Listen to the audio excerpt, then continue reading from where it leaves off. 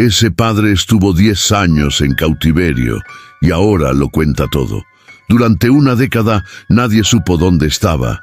El sacerdote Francisco desapareció una tarde calurosa de domingo, justo después de dar la misa. Su Biblia quedó abierta sobre el altar. Las velas seguían encendidas, la puerta principal de la capilla estaba entreabierta, pero él se había desvanecido. No hubo testigos, no hubo rastros, solo un silencio espeso, como si la tierra misma lo hubiera tragado. La policía cerró el caso.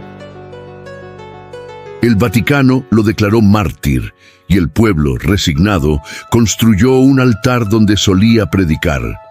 Pero 10 años después, Francisco reapareció. Flaco, envejecido, cubierto de tierra y con la mirada vacía.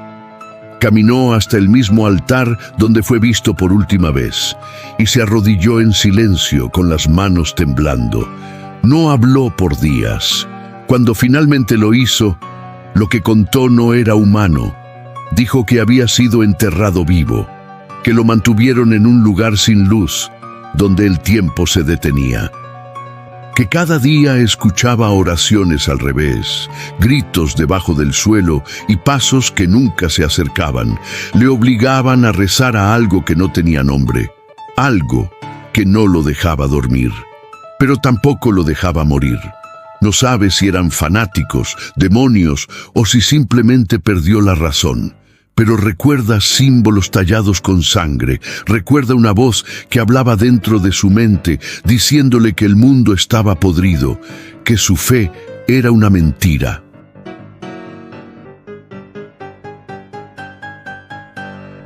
Y que cuando saliera tendría que contar lo que vio o sería arrastrado de vuelta. Ahora el padre Francisco habla, pero cada palabra suya parece una advertencia.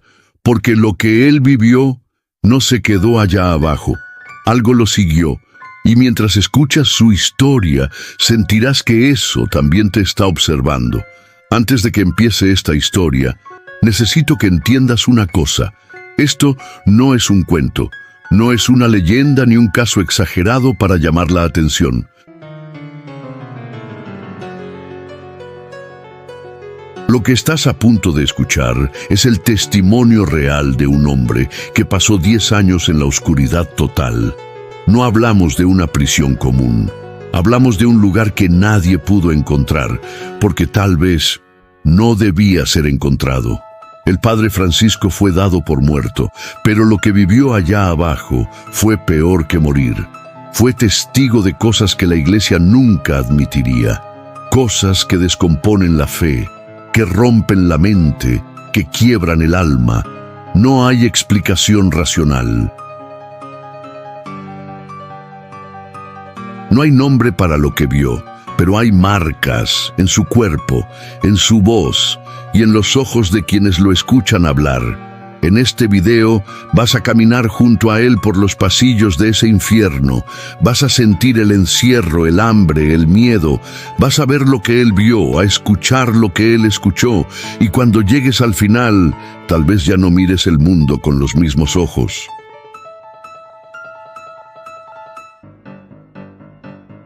Si te atraen las historias que desafían la lógica, si quieres descubrir los rincones más oscuros del alma humana y lo que hay más allá de ella, entonces quédate.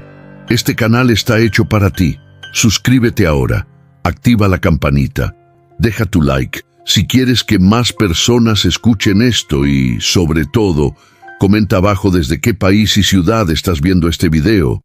Queremos saber hasta dónde llega esta historia, pero prepárate, porque una vez que escuches al padre Francisco, no habrá vuelta atrás. Capítulo 1.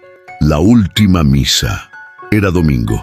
El sol caía sobre los tejados como un peso muerto, inmóvil, sofocante. Las campanas sonaron 3 veces. La gente del pueblo, como cada semana, entró en la pequeña capilla con las cabezas bajas y las manos sudorosas. El padre Francisco estaba en el altar, vestido con su túnica blanca, con la cruz colgando en su pecho. Parecía tranquilo, sereno, como si supiera que ese día no sería como los demás. La misa comenzó puntual. Él habló sobre el perdón, sobre los que sufren en silencio, sobre el valor de mantener la fe incluso cuando todo parece haberse roto.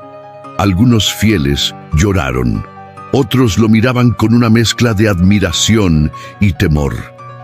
Esa mañana, Francisco habló con una fuerza que estremecía, como si cada palabra llevara el peso de algo que estaba por venir. Cuando terminó la ceremonia, se acercó al confesionario. Atendió a 3 personas. La cuarta nunca llegó. Afuera, las nubes comenzaban a moverse con lentitud. Un viento seco se coló por la puerta principal, haciendo vibrar los cirios encendidos. La monja que lo ayudaba notó que Francisco salió por la puerta trasera, hacia el jardín. Nunca más lo volvió a ver. La búsqueda comenzó al anochecer. Revisaron cada rincón de la iglesia, las casas cercanas, el cementerio. No había señales de lucha, ni sangre, ni huellas. La Biblia quedó abierta en el Salmo 91. Las velas seguían ardiendo y la cruz fue encontrada en el suelo, rota, como si hubiera sido arrancada con fuerza.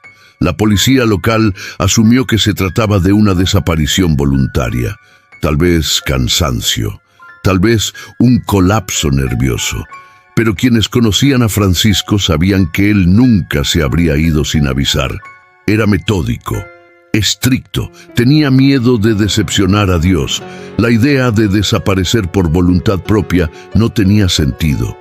Con el pasar de los días, los rumores comenzaron, que había sido secuestrado por traficantes, que lo usaron en rituales,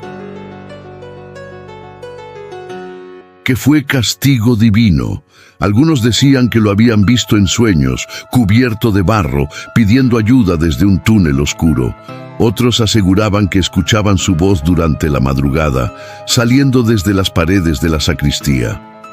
La iglesia mandó a cerrar la capilla. El Vaticano envió una nota breve, agradeciendo la labor del sacerdote y pidiendo oración por su alma.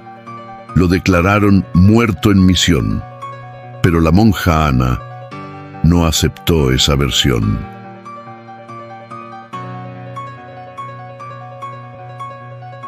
Cada noche dejaba una vela encendida en el altar, como si él pudiera verla desde donde estuviera, como si la luz pudiera alcanzarlo. Los años pasaron, el pueblo se fue olvidando, nuevos curas llegaron, la capilla fue restaurada, pero nadie volvió a usar la habitación trasera. Decían que el aire allí se volvía denso, que las imágenes religiosas sudaban, que algo se movía detrás del confesionario, aunque no había nadie allí.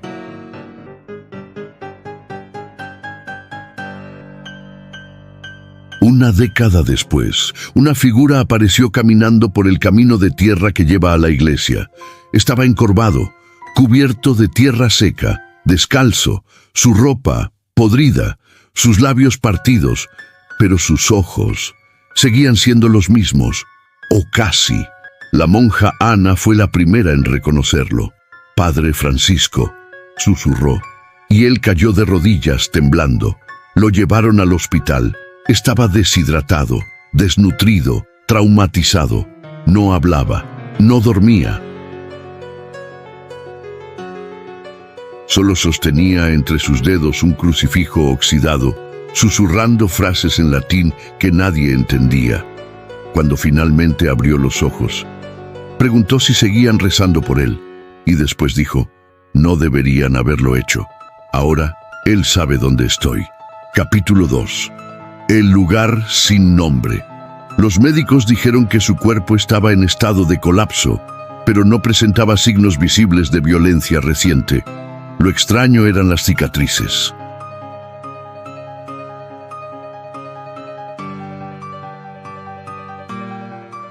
Decenas de líneas finas, paralelas, cruzaban su espalda, sus brazos y sus piernas. Algunas parecían antiguas, otras recientes, como si alguien hubiese escrito sobre su piel. Con odio, con precisión, Durante los primeros días en el hospital, el padre Francisco no hablaba más que en susurros. Usaba palabras arcaicas, mezclaba español con latín, a veces con frases que ningún doctor lograba identificar. Un lingüista enviado por la diócesis dijo que parte de lo que murmuraba correspondía a dialectos desaparecidos, usados en rituales precristianos. Una noche se arrancó las sondas, se puso de pie y se dirigió a la capilla del hospital. Se arrodilló frente al crucifijo y lloró en silencio. Luego, sin mirar a nadie, dijo: no era un lugar, era una boca. Nadie entendió, pero una enfermera aseguró que, mientras él rezaba, el reloj del pasillo se detuvo durante exactamente 7 minutos. Días después, comenzó a hablar. Contó que había sido llevado con los ojos vendados, que escuchaba agua, que sentía frío y humedad, que descendieron escaleras por horas, que lo encerraron en una habitación tan oscura que no distinguía si tenía los ojos abiertos o cerrados. Lo primero que escuchó allí fue un susurro, no de un hombre, sino de algo que respiraba sin pulmones. Dijo que los primeros meses intentó rezar, pero cada vez que lo hacía, una sombra aparecía en la celda. No la veía, pero la sentía. El aire cambiaba, su piel se erizaba, y siempre que decía amén, algo golpeaba la pared como advirtiéndolo. Hasta que un día dejó de rezar. Contó que había símbolos grabados en la piedra, como si alguien hubiese estado allí antes. Algunos eran cruces invertidas, otros eran ojos, o palabras que jamás había leído. En una esquina, alguien había escrito: Él se alimenta del que cree. Francisco entendió entonces que su fe lo estaba matando.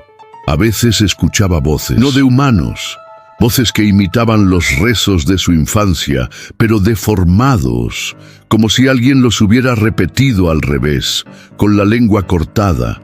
Le preguntaban cosas, lo llamaban por su nombre completo, sabían detalles de su vida que solo él conocía, y cada día la voz se acercaba un poco más. No recuerda cuánto tiempo estuvo allí sin comida. Decía que el hambre lo consumía, pero el cuerpo no moría, que soñaba con pan, con vino, con la Eucaristía, y al despertar tenía sangre en la boca. Nunca supo si era suya o si alguien se la había puesto allí. Un día, la pared de su celda tembló. Se abrió una grieta y del otro lado, una luz tenue. No corrió, no gritó, solo caminó. Detrás de él escuchó pasos, muchos, como si lo escoltaran en silencio. Subió escaleras, sintió el aire cambiar y antes de llegar a la superficie, escuchó una última frase: te dejamos ir, pero serás nuestra voz. Cuando terminó de contar esto, el hospital pidió ayuda psiquiátrica. Pero el Vaticano ya había llegado. 4 hombres vestidos de negro lo rodearon y lo sacaron sin decir una palabra. La monja Ana intentó acompañarlos, pero uno de ellos le susurró: este no es asunto de los vivos. Desde ese día, nadie volvió a ver al padre Francisco en público, pero días después, alguien dejó una carta bajo la puerta de la iglesia. Una carta con su letra, una advertencia.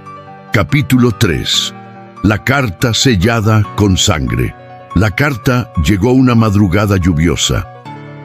La monja Ana fue quien la encontró, doblada cuidadosamente sobre el umbral de la puerta lateral de la capilla. No había sobre, no había remitente, solo un pliego manchado por algo que parecía barro o sangre. La tinta era negra, pero las últimas palabras goteaban en rojo oscuro, aún húmedo. El olor era metálico, viejo, imposible de confundir. Si estás leyendo esto, significa que ya no estoy solo, comenzaba la carta. Era la letra del padre Francisco, temblorosa pero reconocible. A medida que Ana leía, su respiración se volvía más corta. No eran confesiones, eran advertencias. Cada línea parecía escrita desde un lugar de terror absoluto, no físico, sino espiritual, como si su alma misma hubiera sido arrastrada a algo que ningún hombre debería conocer. Francisco describía pesadillas, decía que, aunque estaba libre, no podía dormir, que cada vez que cerraba los ojos, escuchaba a él respirar junto a su cama, que las paredes de su celda ahora estaban dentro de su mente, y que ya no sabía si los recuerdos eran reales, o si él nunca había salido de verdad. La carta mencionaba símbolos. Decía que, durante el cautiverio, los grabó uno por uno en su memoria, no por curiosidad, sino por necesidad. Me obligaban a recordar, cada uno era una llave y yo era la puerta. También decía que alguien más estaba allí con él, no un prisionero, un guardián, ciego, desnudo, y que nunca hablaba, solo observaba. En un pasaje contaba cómo fue obligado a confesar pecados que no eran suyos, nombres que jamás había escuchado, actos atroces, y cada vez que terminaba sentía que parte de su alma se rompía. No sé cuántas almas cargué, pero ninguna era limpia, ninguna era mía. Esas confesiones eran como monedas, y alguien las estaba recolectando. La carta no estaba firmada, pero el último párrafo no era para Ana, era para quien la leyera con fe en el corazón. Si crees en Dios, aléjate, porque esto no es de Dios, y si lo miras con fe, Él también te verá. Ana dejó caer la carta. Sus manos temblaban, el crucifijo en su cuello. Se partió en dos. Las autoridades eclesiásticas llegaron esa misma noche, quemaron la carta frente a ella sin decir una palabra. Pero Ana ya había memorizado cada palabra, y sabía que eso no era el final. En los días siguientes comenzaron a suceder cosas extrañas en el pueblo. Imágenes religiosas lloraban barro, el vino de misa se pudría en minutos. Las campanas de la capilla sonaban solas, justo a las 3:33 de la madrugada.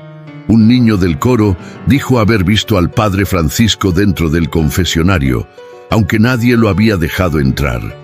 Otro, más pequeño, comenzó a dibujar símbolos en las paredes con ceniza. Nadie le había enseñado, no sabía leer ni escribir, pero replicó con exactitud los mismos signos que Francisco había mencionado en la carta. Ana intentó contactar al Vaticano. Nunca respondieron.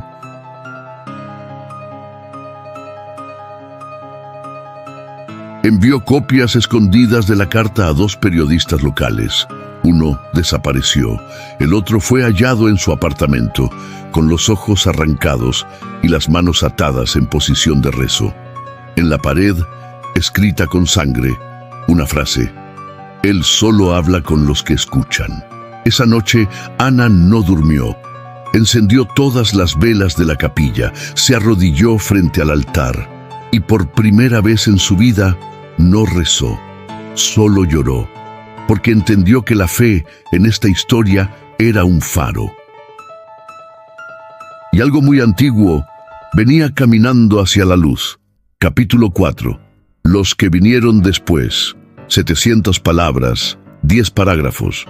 Después de la aparición de la carta y los fenómenos extraños, el pueblo comenzó a vaciarse. Primero, los más viejos. Decían que el aire estaba más denso, que no se podía dormir, que los animales se comportaban de forma errática. Los perros no ladraban, solo gemían. Las aves volaban en círculos sin rumbo.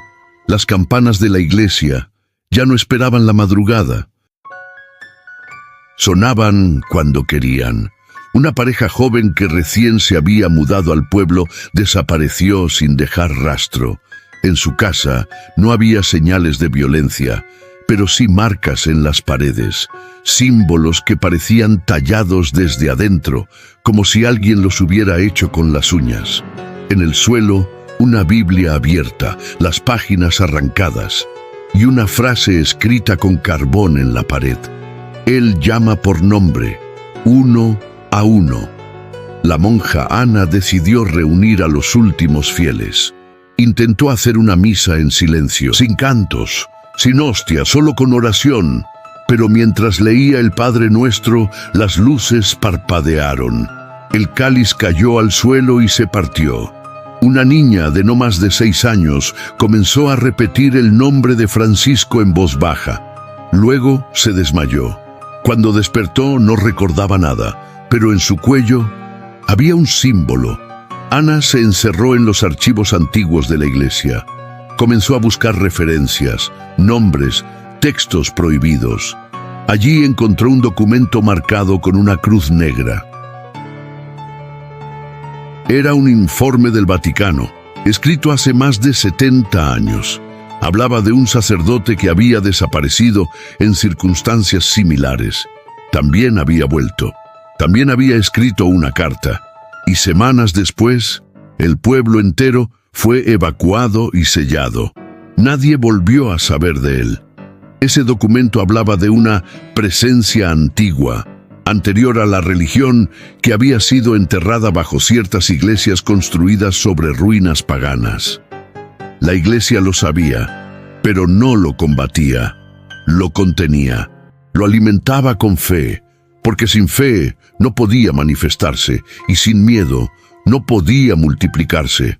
Ana comprendió, con horror, que el padre Francisco no había sido una víctima cualquiera, había sido una ofrenda, elegido por su devoción, por su pureza, alguien que pudiera contener eso durante una década.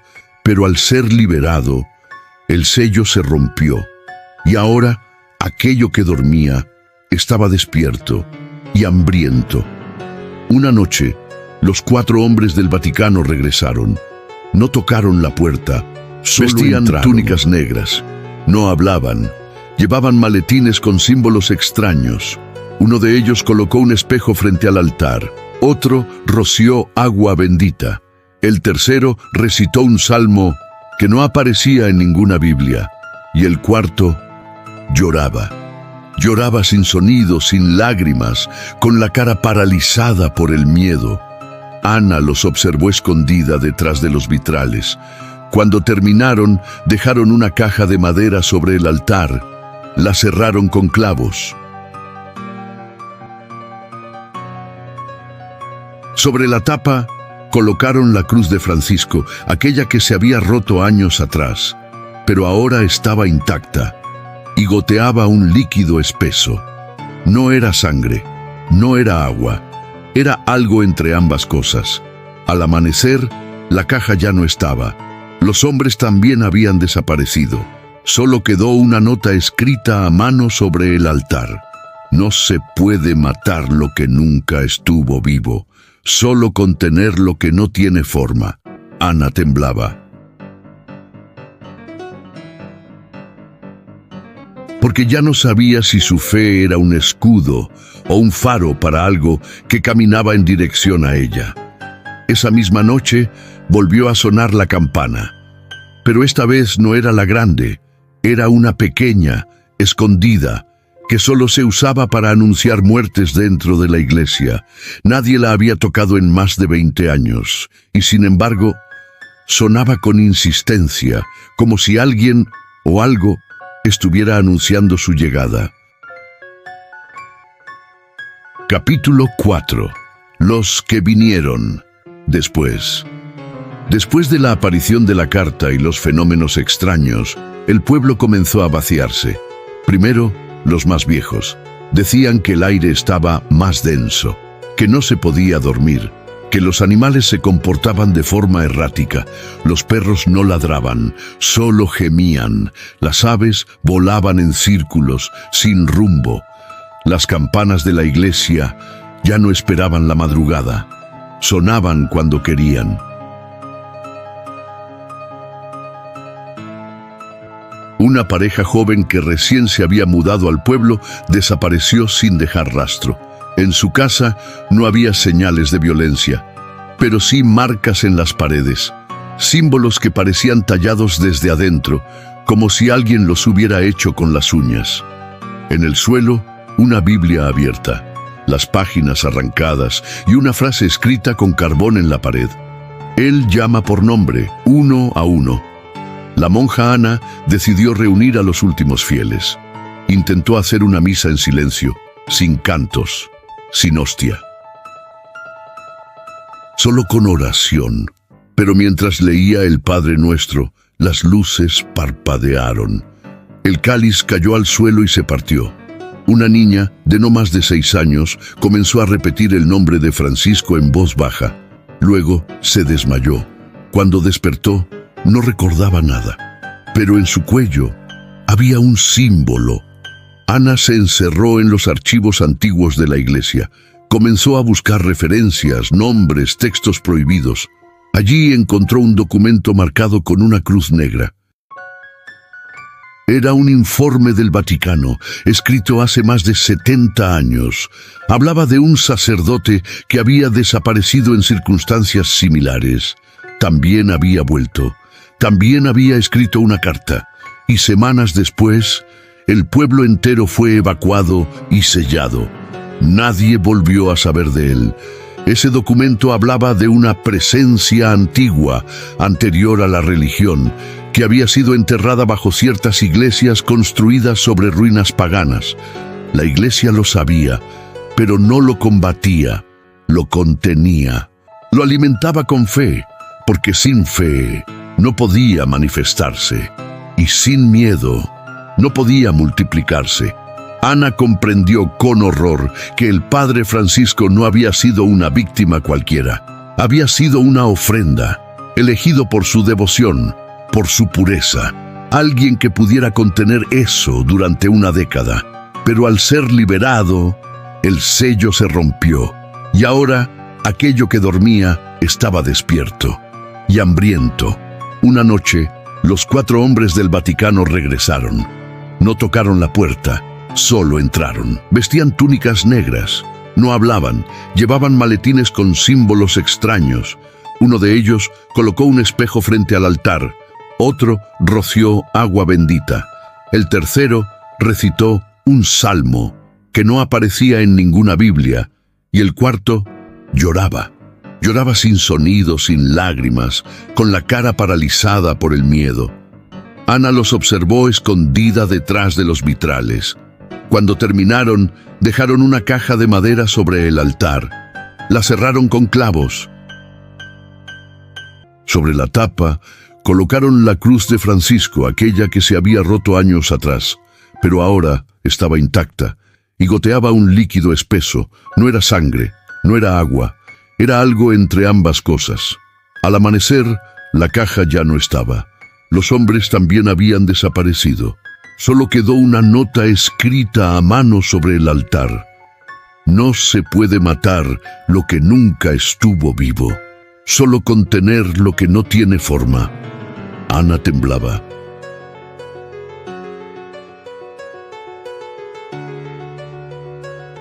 Porque ya no sabía si su fe era un escudo o un faro para algo que caminaba en dirección a ella.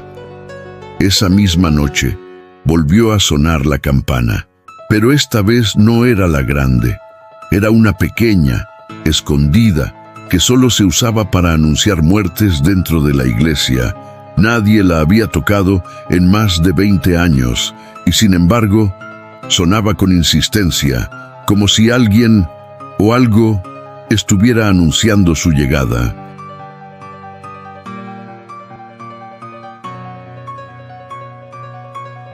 Capítulo 5. La voz detrás del velo. Después del toque de la campana de los muertos, nadie se atrevió a entrar a la iglesia por 3 días.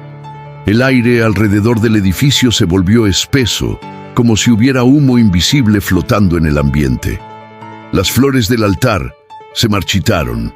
El agua bendita comenzó a evaporarse, y el Cristo crucificado comenzó a inclinar la cabeza, lentamente, hacia la izquierda, no por obra humana, por algo más. Ana lo observaba desde lejos, desde el claustro, anotaba todo. Dormía poco, comía menos, Estaba convencida de que algo había atravesado el velo entre este mundo y el otro, que el regreso del padre Francisco no era el final, sino la grieta por donde comenzaba a filtrarse la oscuridad.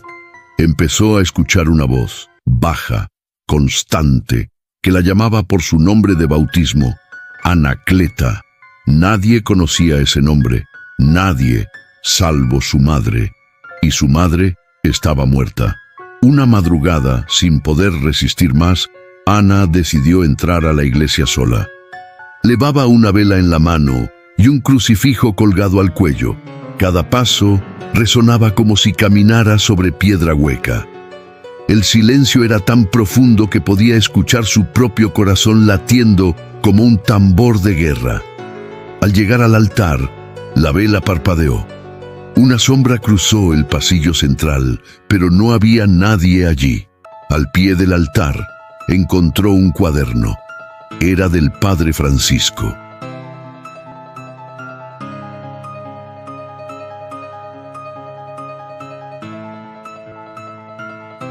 Las hojas estaban cubiertas de símbolos, oraciones fragmentadas y dibujos grotescos.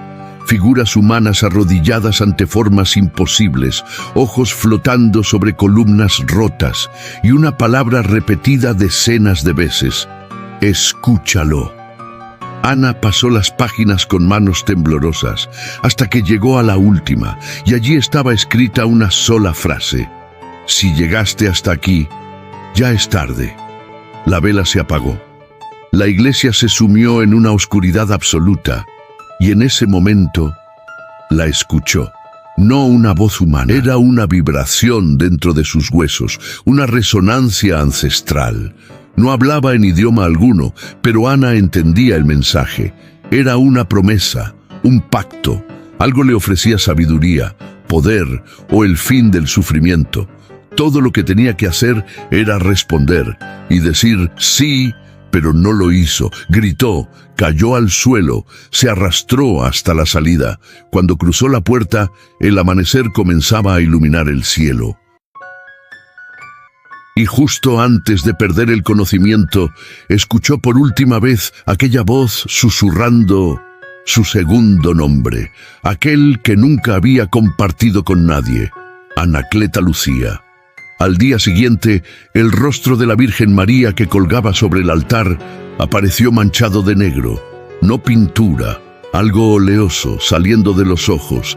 En el confesionario encontraron páginas de Biblia quemadas y detrás del altar tierra removida, como si alguien hubiese cavado con las manos. Como si algo estuviese intentando salir. El pueblo entró en pánico. Las personas comenzaron a empacar, a huir. Otros cayeron en fanatismo. Gritaban en las calles, recitaban salmos que nadie entendía, se azotaban con cinturones y cadenas. Algunos se arrodillaban frente a la iglesia llorando, pidiendo perdón, pero otros sonreían, como si supieran que el perdón ya no era posible, como si algo dentro de ellos hubiera despertado. Ana decidió abandonar el pueblo, empacó solo lo necesario. Pero antes de partir, escribió una carta, no para el Vaticano, ni para la policía. Era para quien encontrara su diario, una advertencia escrita con desesperación. Si estás leyendo esto, no entres en la iglesia. No hables de Francisco y nunca, jamás, repitas en voz alta el nombre que él escuchó en la oscuridad, porque si lo haces, él también te escuchará a ti. Ana partió al amanecer. Nunca más se supo de ella. Pero días después, el párroco de otro pueblo afirmó haber visto a una mujer arrodillada frente a su capilla, rezando en latín antiguo, con los ojos vendados y sonriendo. En su espalda, alguien había tallado una palabra con fuego: oyente. Capítulo 6. Donde rezan los muertos. El pueblo quedó en silencio. Las calles vacías, las casas con cortinas cerradas, los altares vacíos. Pero la iglesia seguía abierta. Nadie se atrevía a cerrarla. Nadie se atrevía a entrar. A veces, de madrugada, alguien decía haber visto luces encenderse solas. Otras veces se escuchaban voces cantando en un idioma que no era humano. No desde el altar, desde el subsuelo. Una nueva figura apareció en la parroquia. Un hombre alto, de rostro pálido, con una cicatriz que atravesaba su boca hasta la oreja. Nadie lo vio llegar. Nadie supo su nombre. Pero comenzó a caminar por el pueblo dejando objetos, crucifijos rotos, espejos negros, cuencos de sal mezclada con tierra. Y en cada esquina donde dejaba algo, los pájaros dejaban de cantar. Los pocos que aún quedaban en el pueblo decían que ese hombre hablaba solo, aunque sus labios no se movían, que rezaba oraciones de espaldas al altar, mirando hacia el suelo, que dormía dentro de la iglesia, sobre la tumba del antiguo sacerdote que había servido allí décadas antes. Una tumba que, según los registros, nunca debió haber existido. Una noche, un niño desapareció. Su madre lo encontró al amanecer, sentado frente a la puerta de la iglesia, con los ojos completamente blancos. No ciego, no herido, como si hubiera visto algo que lo vació por dentro. En sus manos sostenía un trozo de papel mojado, con una sola frase: «Él también reza, solo que nadie lo escucha». El hombre de la cicatriz comenzó a predicar, no desde el púlpito, desde la entrada del cementerio. Hablaba del fin de los tiempos, del retorno del silencio original, de una fe sin forma. Decía que la religión era un lenguaje y que él había estado escuchando durante siglos, esperando entender lo suficiente para responder, y que ahora ya había aprendido. Los más viejos comenzaron a morir, no por enfermedad, simplemente se apagaban, uno por uno, durante la noche, sin gritar, sin moverse. Al amanecer, eran encontrados con una expresión de paz y la boca llena de tierra. Ninguno fue enterrado en el cementerio.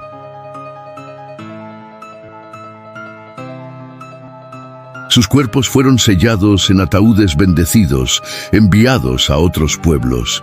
Pero días después, las tumbas aparecían vacías, como si hubieran regresado.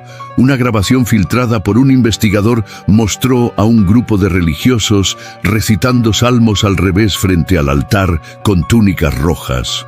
Uno de ellos hablaba en lenguas, otro se desangraba lentamente mientras sonreía. Al fondo, en el confesionario, se escuchaba algo respirando, no con pulmones, con tierra. Como si la misma iglesia estuviera viva y hambrienta. La monja Ana nunca fue hallada, pero alguien encontró su diario oculto dentro de una imagen de la Virgen. Allí, contaba su último sueño, una misa celebrada por cadáveres, donde las hostias eran dientes y el vino, sangre espesa que subía desde el cáliz como humo. Decía que el padre Francisco estaba allí, pero no hablaba, solo observaba, y detrás de él, algo mucho más antiguo, sin rostro, sin nombre y sin misericordia. El Vaticano negó todo. Envió una nota formal declarando la iglesia como zona sagrada clausurada por renovación espiritual. Pero nadie fue enviado a supervisar. Nadie volvió a mencionar el nombre del padre Francisco. Y sin embargo, su voz seguía siendo escuchada en grabaciones nocturnas, susurros en frecuencias que ningún aparato debía captar. Hoy, la iglesia sigue abierta, la cruz sigue colgada, pero no hay misas, solo visitantes ocasionales, curiosos, creyentes, escépticos. Algunos entran y salen distintos, otros no salen.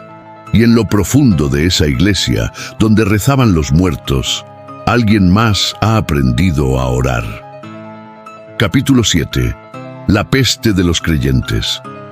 Semanas después de los últimos eventos, algo comenzó a cambiar fuera del pueblo. En ciudades cercanas, comenzaron a reportarse casos de comportamiento errático entre feligreses. Personas que entraban a iglesias y se quedaban horas mirando fijamente los crucifijos. Algunas lloraban sin razón.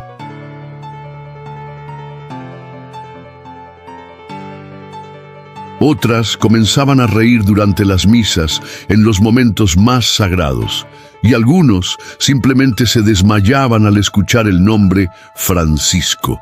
Los medios de comunicación no tardaron en hablar de una epidemia espiritual.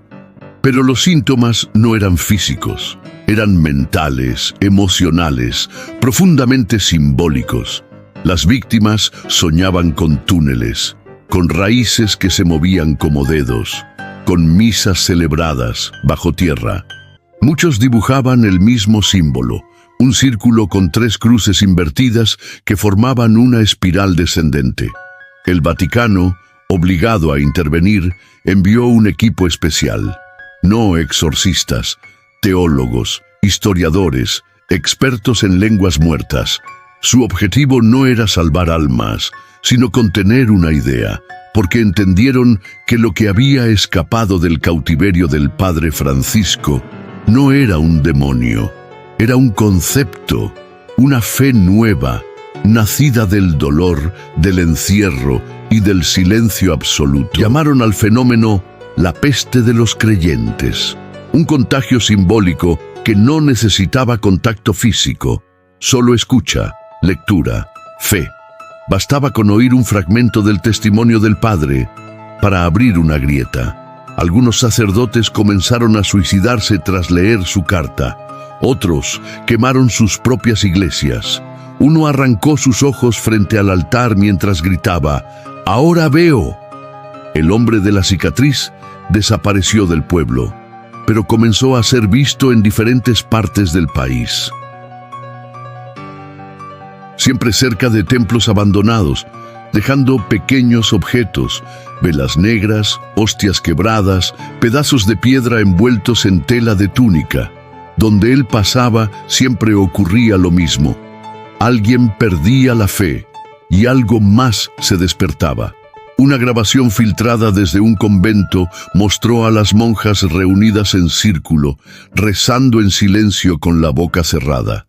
No movían los labios, pero el sonido era claro.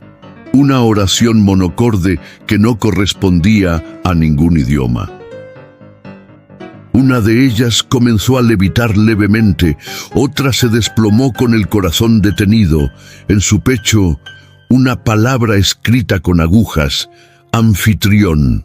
Los teólogos descubrieron una coincidencia perturbadora. A lo largo de la historia, cada vez que surgía un nuevo culto de fe silenciosa, una figura similar aparecía. Un sacerdote desaparecido, un retorno inexplicable, una iglesia sobre ruinas más antiguas. Y siempre terminaba igual, con un éxodo, un silencio impuesto y una purga. El padre Francisco, según rumores, seguía vivo. Algunos decían que había sido llevado a Roma, otros que estaba en coma.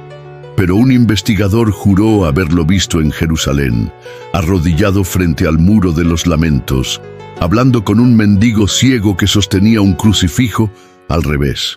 Cuando intentó acercarse, el mendigo le susurró, «El rezo ha cambiado, ahora es él quien escucha».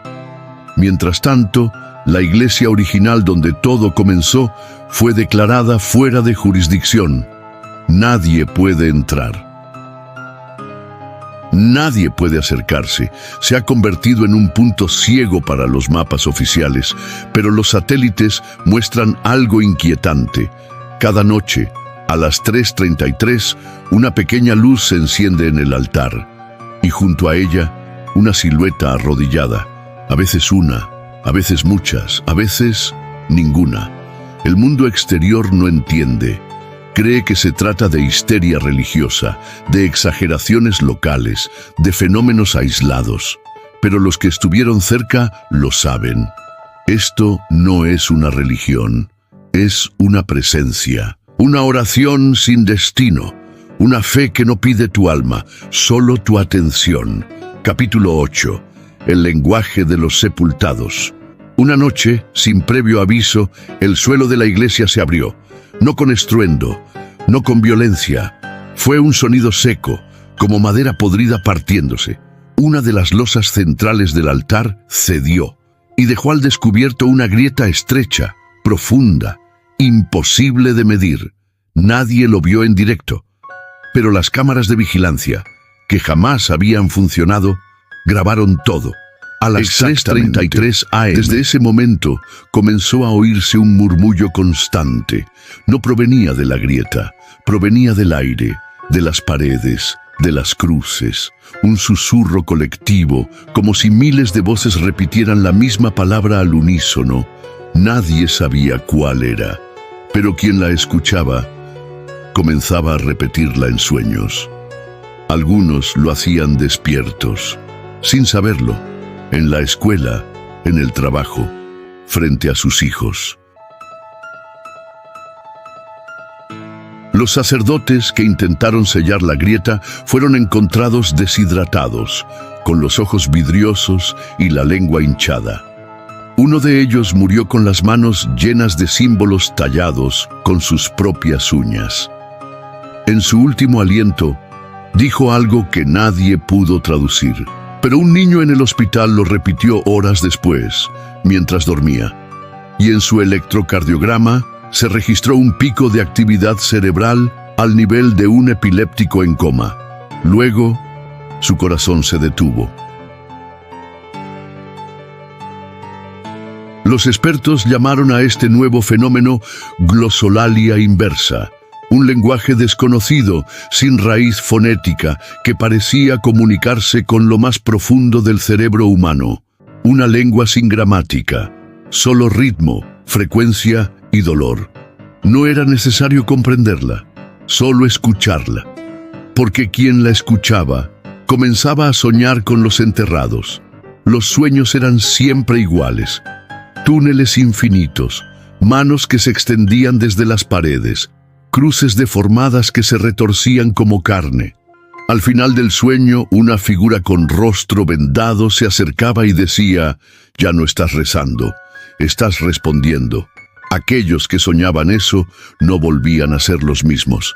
Perdían el habla durante días, o comenzaban a escribir frases con los ojos cerrados, todas iguales.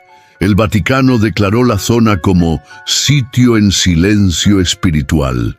Prohibieron cualquier rito, grabación o peregrinación.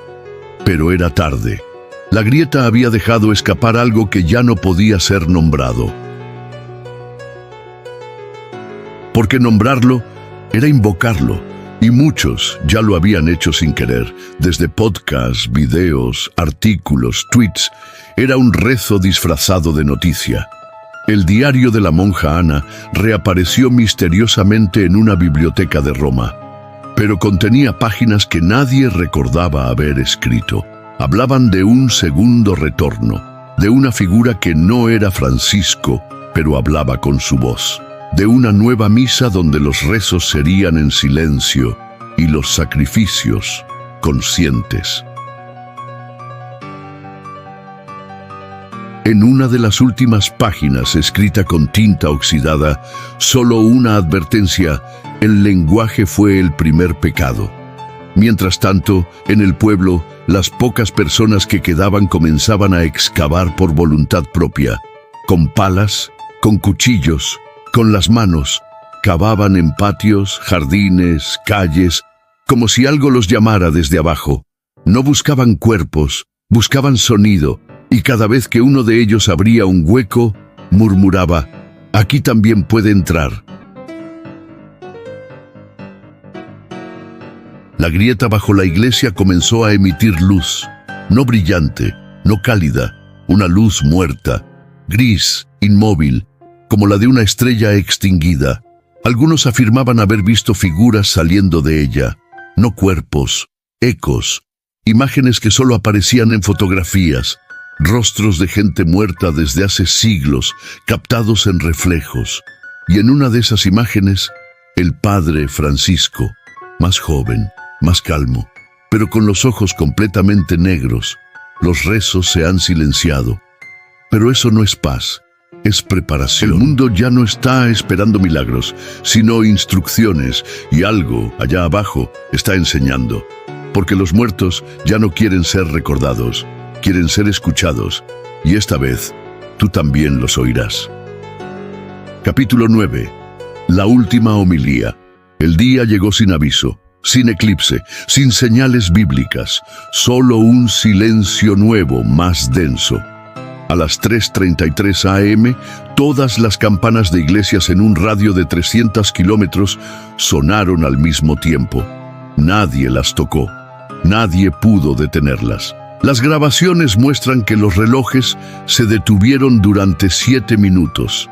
En ese lapso, todos los archivos de audio religiosos en Internet fueron reemplazados por el mismo archivo, un rezo en una lengua incomprensible, con fondo de respiración y tierra moviéndose. Los teólogos, desesperados, intentaron rastrear el origen de ese rezo. No era digital, no era humano, era como si hubiera surgido desde el código mismo. Aquellos que lo escucharon más de 3 veces comenzaron a sufrir convulsiones. Un monje benedictino se arrancó la lengua en pleno coro. Una joven en Brasil escribió con su sangre sobre la pared: "El sermón ha comenzado". En la antigua iglesia del pueblo, la grieta bajo el altar ya no era una abertura, era una puerta. Las losas flotaban levemente en el aire, sostenidas por una fuerza invisible, y sobre el altar apareció una figura. Era el padre Francisco, pero no era él. Su rostro era el mismo, pero su voz tenía otro ritmo. Cada palabra que decía dolía, en el pecho, en el estómago, en lo profundo del subconsciente. Miles de personas acudieron, no por fe, por llamado. Llegaban en silencio, descalzos, con los ojos vendados. Nadie los había invitado, nadie los conocía, pero todos sabían qué hacer. Se arrodillaban en círculo, esperaban, y cuando Francisco hablaba, todos sangraban por los oídos. Nadie gritaba, nadie huía, era parte del rito. El sermón, 10 fue breve, ninguna en idioma conocido, pero todos las entendieron. Era un pacto, no para salvación, para permanencia. El mundo ya no necesitaba redención, solo silencio y obediencia. El sermón terminó con una frase que fue captada por cientos de micrófonos en diferentes puntos del planeta al mismo tiempo: "No crean en mí, solo repítanme". Ese día, miles de iglesias en el mundo registraron actividad anormal. En México, una virgen lloró tierra durante horas. En Filipinas, una hostia sangró hasta cubrir el altar. En Alemania, 3 monjes comenzaron a levitar mientras cantaban el Salmo 23 al revés. En Jerusalén, el muro tembló, no con violencia, con pena, como si la piedra reconociera el fin de una era. El Vaticano desapareció del mapa por 6 horas. Satélites mostraban niebla densa sobre toda la ciudad. Nadie contestaba los teléfonos. Ningún mensaje salía.